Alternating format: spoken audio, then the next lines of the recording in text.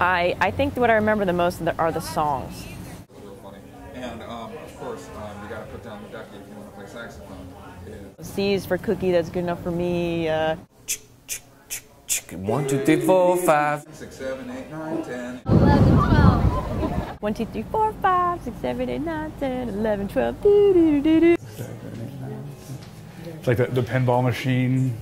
It's all like, but it's like a groovy pinball machine.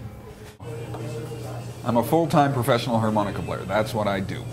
So, Sesame Street, you may remember, had a theme song.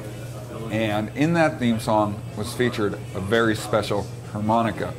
And nowadays, it's done by a guy named William Gallison, who is a very special player I think he's out of New York right now. But originally, it was by, one of the, upper pantheon harmonica players ever, a guy named Toots Thielemans, who is often considered to be the leading jazz harmonica player ever.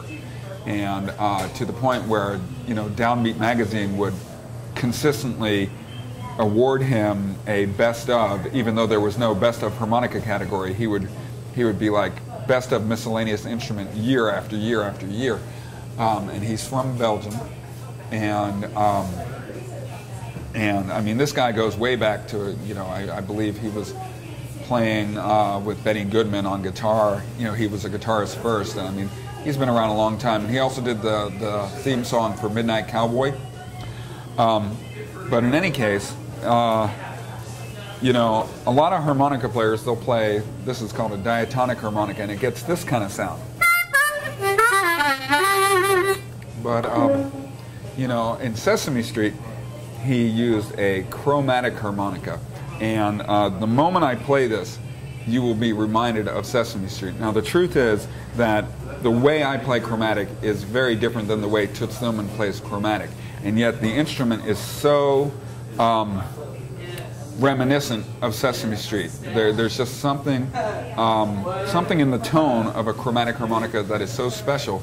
And Sesame Street is like one of the main things that evokes this harmonica.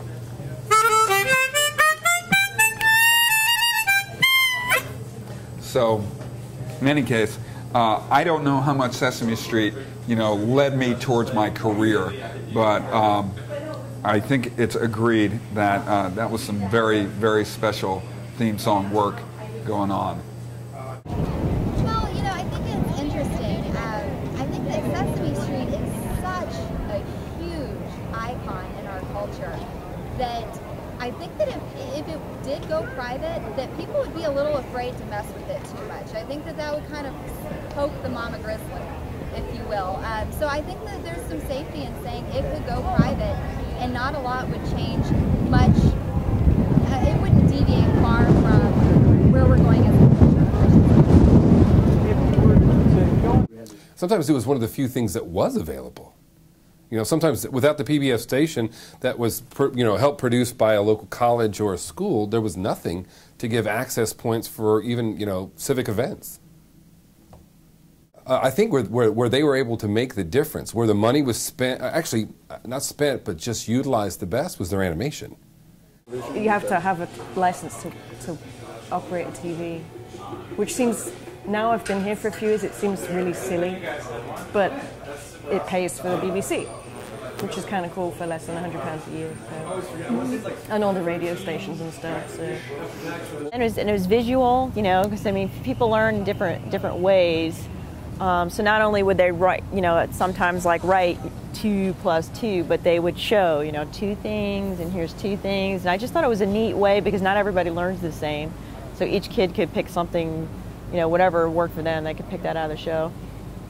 Yeah, it's 41 years that show's been on. I do think Sesame Street is still a viable thing for children. They still teach children about letters and numbers and colors and how to put sentences together, how to communicate with other children. It was another piece of the counterculture in many ways, and it was like counterculture for kids. A lot of the news, you know, I don't like. I get a lot of my news online. I don't really listen to the TV shows or the radio that often, except for NPR. NPR and Google News.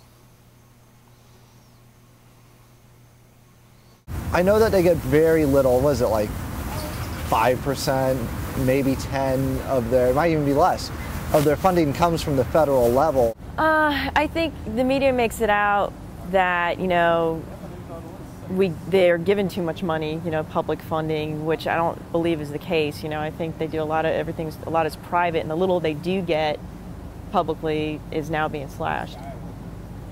Without donations, I know that it wouldn't be able to run. I'm a musician. I have a band, and another Muppet-based influence or Sesame Street-based influence that was the first band that I formed. I called Oscar. After Oscar the Grouch, yeah. Sesame Street taught me that you could have fun and it could be exciting to play with words. A union man has a happy life when he's got a union wife. 6, 7, 8, 9.